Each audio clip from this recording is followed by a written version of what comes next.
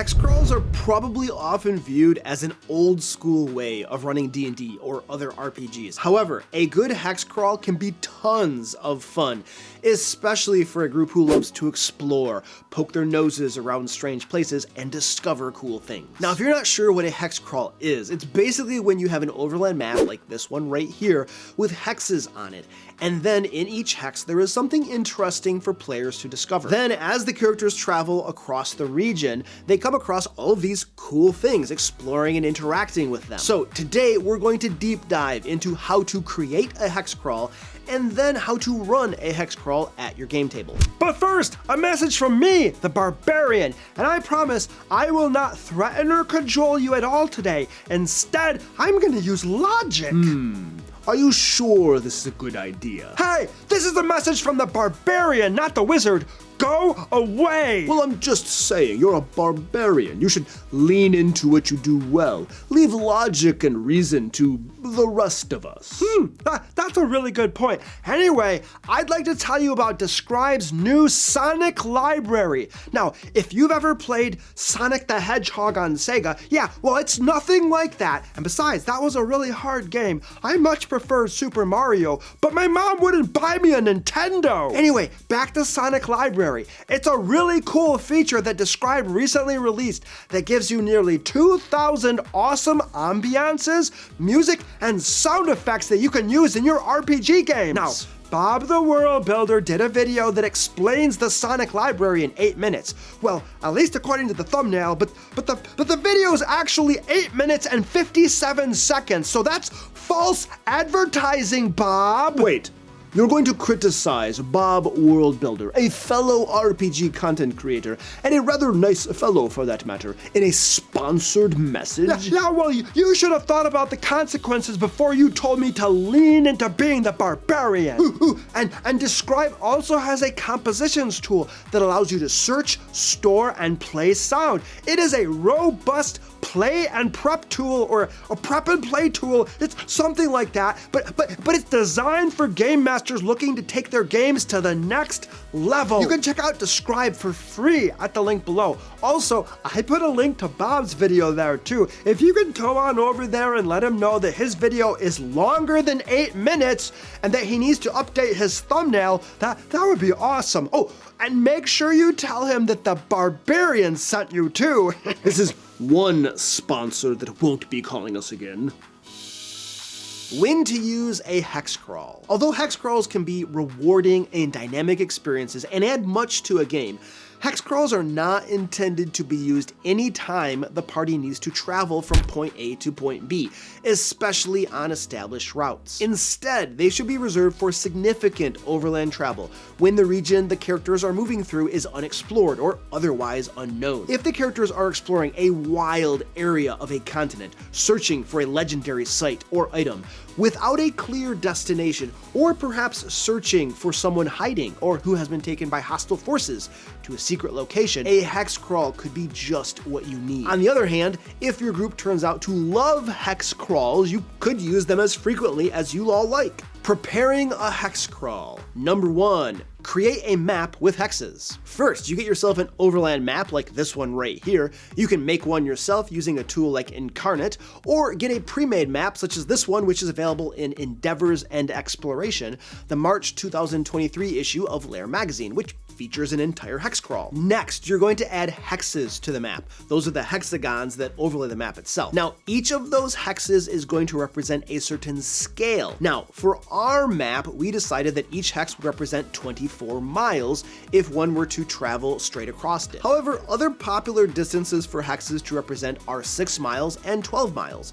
That way, if you assume a standard traveling pace, each hex could represent a quarter, half, or full day of travel. For large regions, I find it easier to use 24-mile hexes personally, and a strong argument could be made that 8-mile hexes are actually ideal. More on that later. Finally, you're going to key the hexes, that is, just put labels on each of the hexes. This will come in handy in the next step, when we're putting cool stuff in the hexes and we need to keep track of what is where. By the way, if you're finding this information useful, please give me a thumbs up and leave a comment down below. Let YouTube know that I don't suck.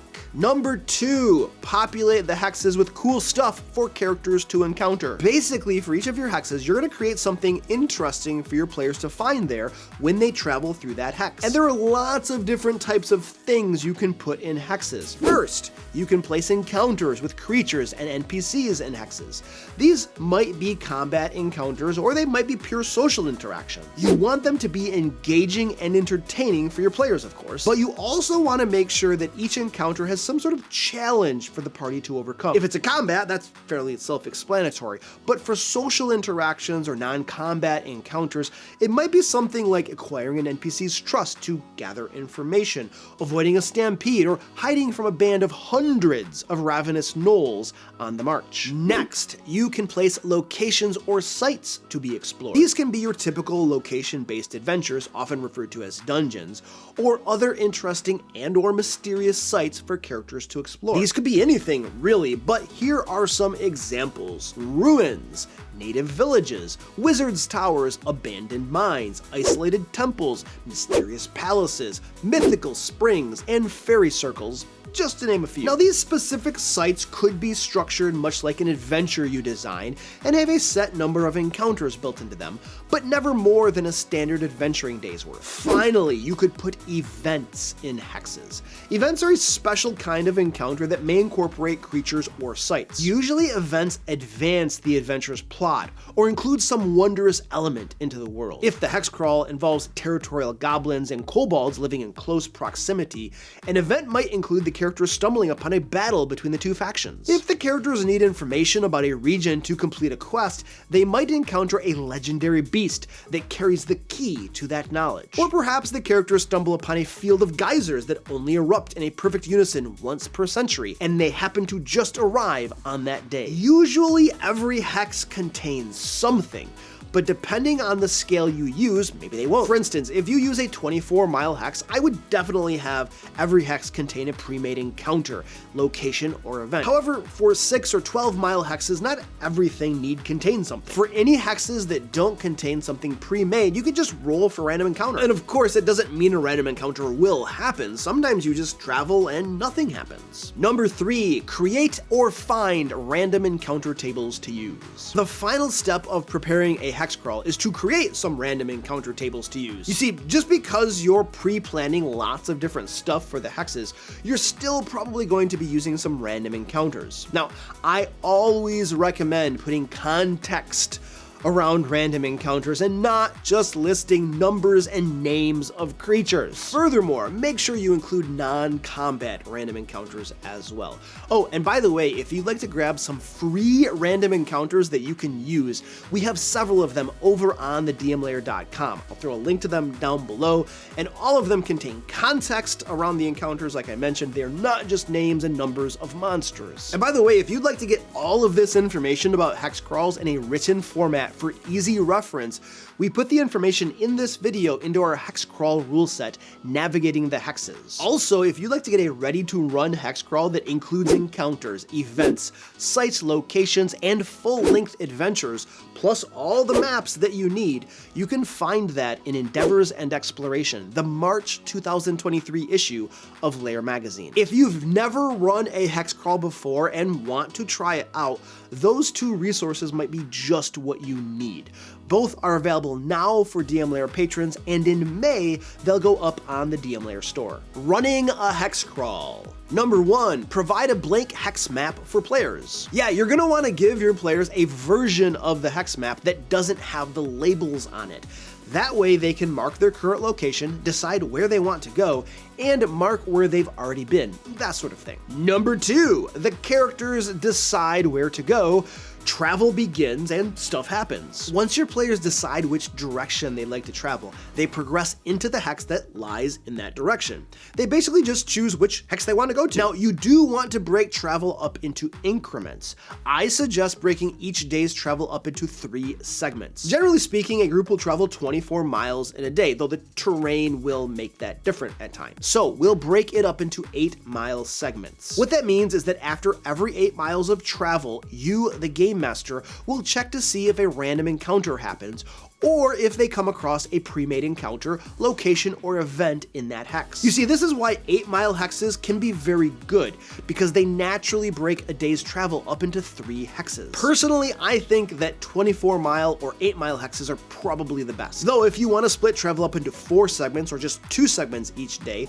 then 6-mile and 12-mile hexes are better. It really just depends on how you want to do things. Now, if there is a pre-made encounter, location, or event in a hex, they will always find it when they travel through the hex. You can just have the group come across it during any of the travel segments, or you could roll a d3 to decide which one. And then for the other segments of travel, there may or may not be a random encounter. You could just roll a d12 and then have a random encounter occur on a 1, 2, or a 3, for instance. Somebody's gonna be like, well, if it's a 1, 2, or 3, which is a 1/4 chance on a d12, why don't you just use a d4? Well, because I hate d4s. I really hate them. They don't roll, they just drop. That's no good. Number 3, time tracking. Now, just in case you didn't notice, keeping track of time is going to be important during a hex crawl.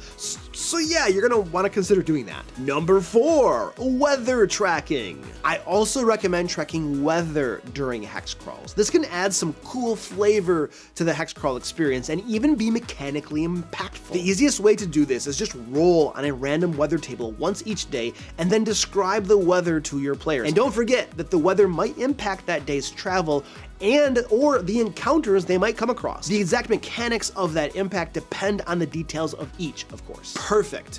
You and your group are now running a hex crawl and having tons of fun as you traverse the local region. However, how do you make the world feel alive to your players as they move from hex to hex and discover unique locations and new people? Watch this video right here to learn how to create a living, breathing world that your players will love. I seriously do not like d4s. I wish they were expunged from the game. I want my dice to roll, you know?